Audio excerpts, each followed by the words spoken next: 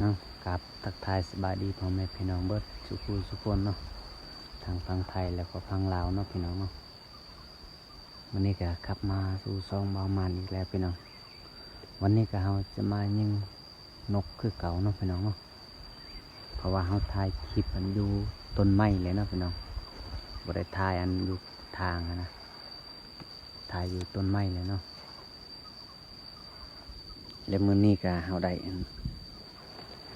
มานมื้อนี้พี่น้องบ่คือเมื่อวานนี่เนาะมื้อนี้ได้ช่องโตพี่น้องได้ช่องโตนกเนาะ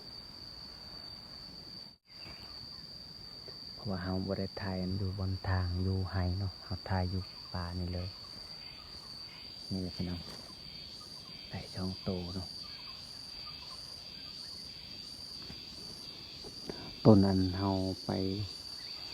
เมื่อวานนี่นะพี่น้องเนาะเพราะว่าเมื่อวานนี่ก็บ่ได้นกบ่ได้ไปกินเนาะมื้อนี้ก็บ่ค่อยได้กินคือกันเนาะแต่ว่าเฮาอยู่นานประมาณ2-3 ชั่วโมงแล้วอยู่นี่ได้ช่องโตนแหละ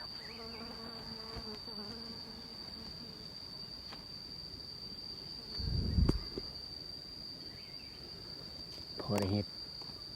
กินอาหารจากหน่อยน้องพี่น้องเนาะกินอาหารอยู่เรือนมันมาอีกตัวหนึ่งพี่น้องมาอีกตัวหนึ่งเบิ่งเขายิงก่อนมาอีกตัวหนึ่งนะพี่น้องนะปลาพี่น้องเขายิงเลยเมื่อกี้เนี่ยได้เลยนกนะโอ้โหว่านกอีหยังเนาะพี่น้อง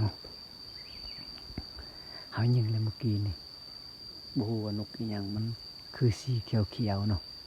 เขาลองไปเก็บมึงเพราะว่าเขายิงได้แล้วอันนี้กระซองโตนปะอยู่นี่ก่อนเนาะพี่น้อง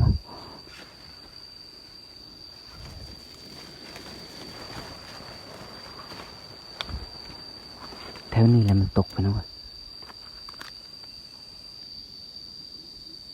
นี่แหละต้นมันพี่น้องนี่นั่นน่ะต้นไม้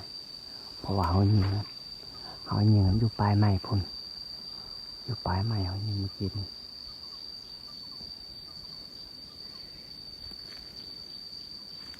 โอ้พุ่นนะพี่น้องได้แล้วว้าวโอ้มันไงเติบนกตัวนี้พี่น้องเห็นบ่ได้อีกแล้วตัวหนึ่งพี่น้อง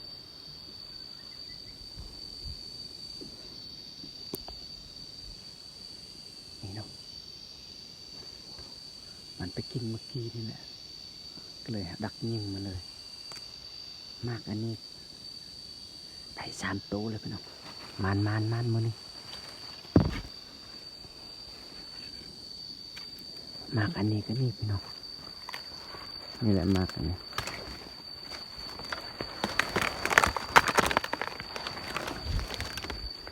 นี่แล้วเนาะมันกินอันนี้แหละ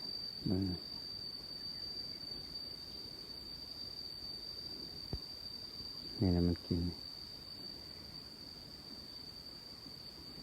บ่ฮู้ว่ามากอีหยังเนาะพี่น้องมันกินตลอด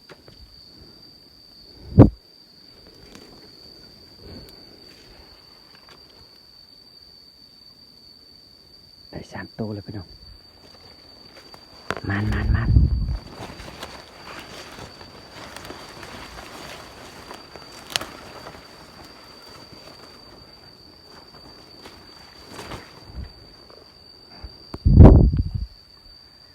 3 ตัวแล้ว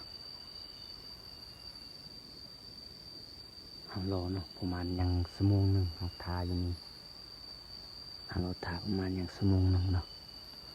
ถ้ามีนกไปกินก็หาเริ่มสิยิงต่อคันบ่เห็นมันกินก็เฮามือเลยเฮามือกลับอยู่เฮือนเลยนี่แหละพี่น้องได้3 ตัวเนาะ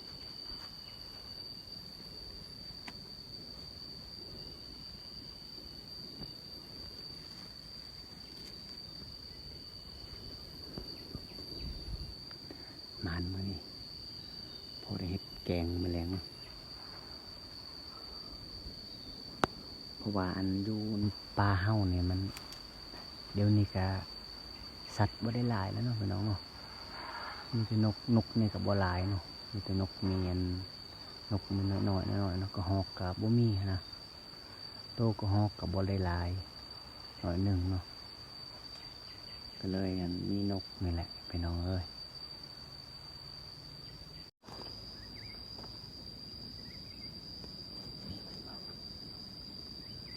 บ่เห็นมันไปกิน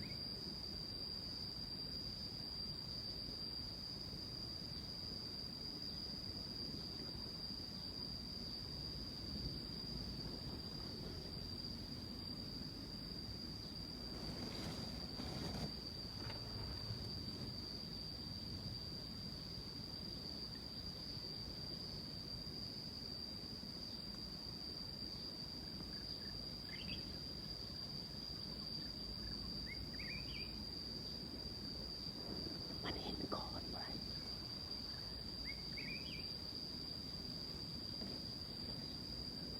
มันเห็นแล้วก่อนพี่น้อง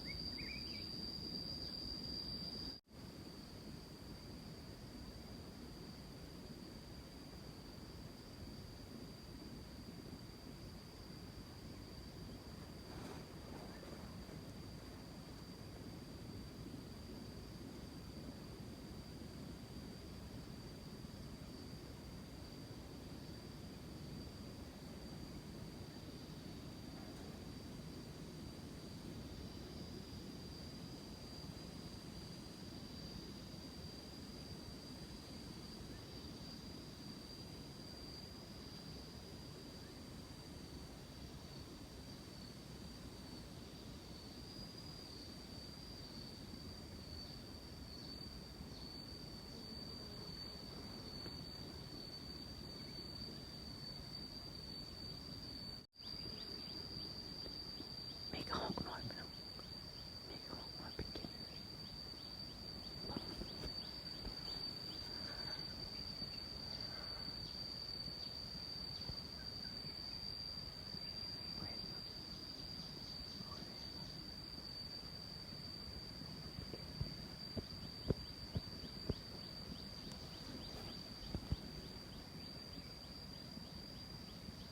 ก็ฮอกกันแล้วแต่ว่าน้อยๆมันมาเมื่อกี้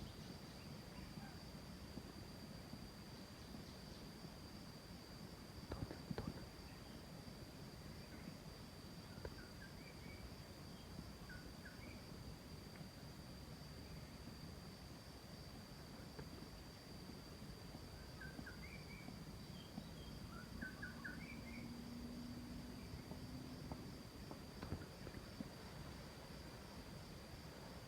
เอาเบิ่งก่อนจักหน่อยเอายิง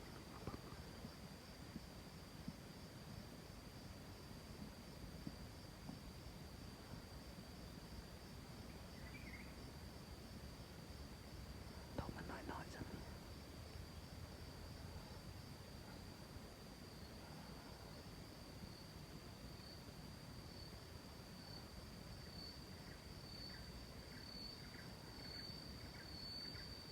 เอายิงก่อน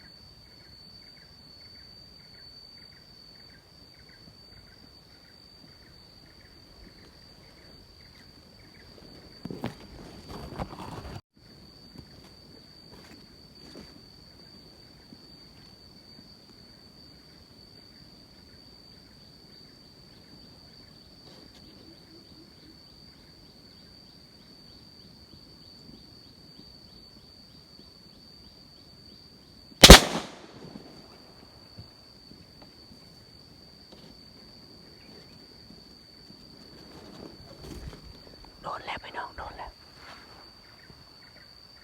เอายิงถึกแล้วเนาะพี่น้องเนาะเบิ่งกันไปเอายิงถึกแล้วพี่น้องมันตกทุกคนนะ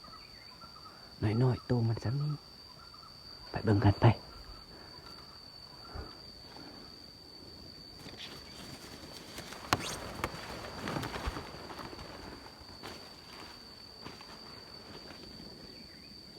มันขึ้นทางพุ่นเมื่อกี้นี่มันขึ้นทางปลายใหม่อะเนาะ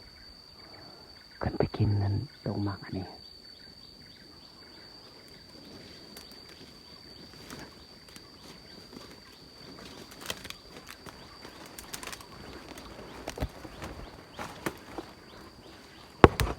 โอ้ยมันใหญ่เติบพี่น้องตรงนั้นเห็นบ่มันตกเลยนี่พี่น้องมันกินมากอันนี้แหละบ่ฮู้ว่าเอิ้นมันมากอีหยังเนาะไผฮู้ก็คอมเมนต์มาพี่น้องเบิ่งหน่อย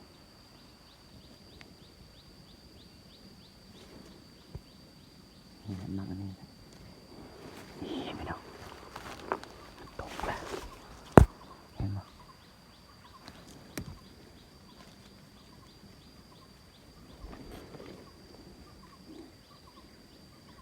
มันไปกินเมื่อกี้นี่นะพี่น้อง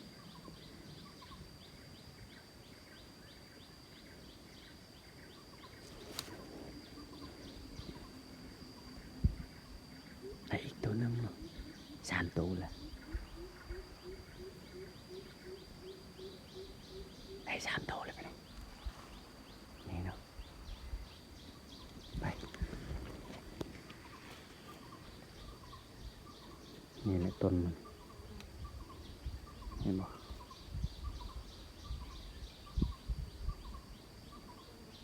มันมาตั้งปลายใหม่ผมตอนแรกนะบางทีมีอันก็หอกกัน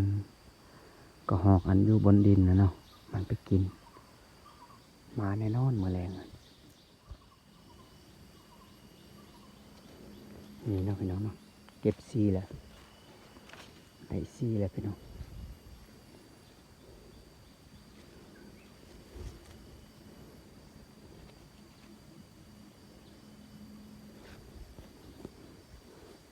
มันมานี่มันเนาะ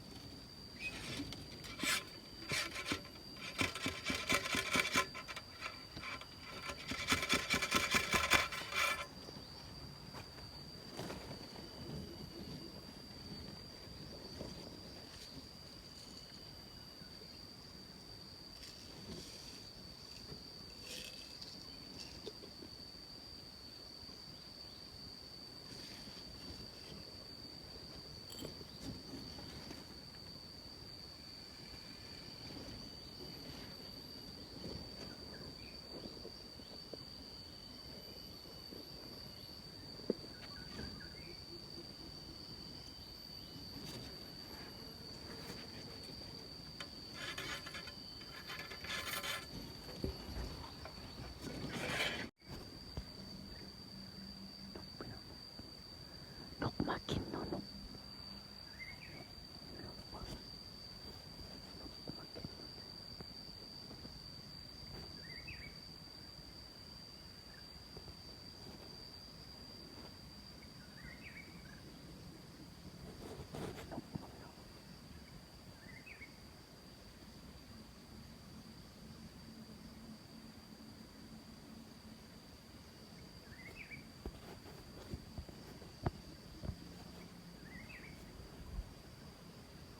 กมากินมากเลย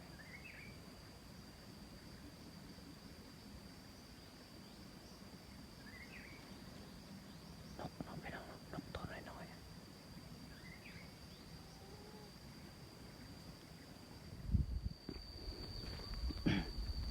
ตอนนี้ก็เฮาเมื่อแล้วเนาะพี่น้องเนาะ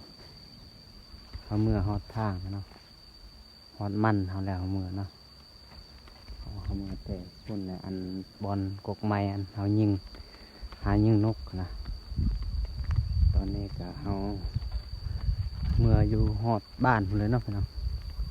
เพราะว่าเฮาเสียหญ้านั่นกะเบิดแล้วมีแต่เฮาเมื่อเนาะเฮาได้เนี่ยเฮาได้นกทั้งกระหอกอันกระหอกน้อยๆเนาะ4 ตัวเนาะพี่น้องได้4 ตัวมานี่พี่น้องเบิ่งนั่งนี่ก็มันเฮาแล้วเนาะมีแต่หญ้าหมดเพราะแหละเมื่อทางบ้านมาเนาะบ้านเฮาก็ใกล้แล้วแต่ให้นี่ว้าบ่ได้ยังพี่น้องได้มีแต่นก4 ตัวนั่นแหละ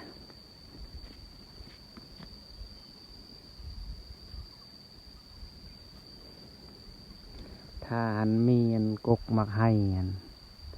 ลายนกเนาะพี่น้องแต่ว่ากกมักให้กะมันบ่มีอะนะมักให้กับบริสุกเนาะ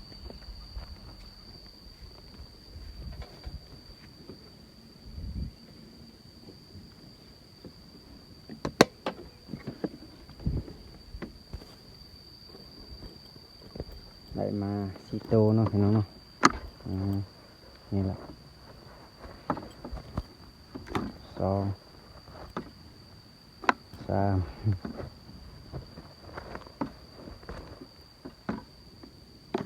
4 ตัวนี่เอ้ยจะเมื่อบ้านแล้วนะพี่น้องเนาะกลับบ้านแล้วเอาสำหรับคลิปนี้ก็จบชำนี้ก่อนเนาะพี่น้องเนาะไผเบิ่งกับพากกดไลค์กดแชร์เด้อพี่น้องเด้อกดติดตามเฮาเด้อเพื่อเป็นกำลังใจเฮ็ดคลิปอันต่อไปเนาะตกฝนก็กำลังตกเบิ่งเอาจบสำนี้แล้วเนาะพี่น้องเนาะ